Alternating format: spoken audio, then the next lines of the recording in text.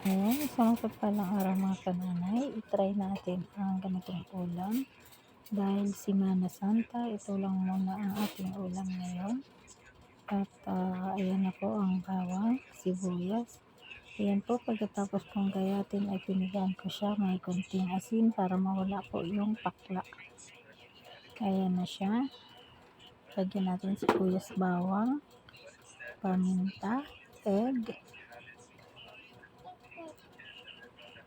at ayan, at binigyan natin ng konting garlic powder. Nilagay ng sardinas at pinagala konting harina. Ayan, para po magbuo po siya.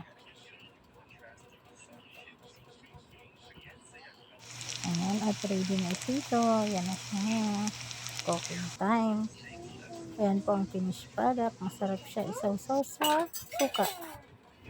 Ayan na po ang finished product. Kain na tayo. Thank you for watching.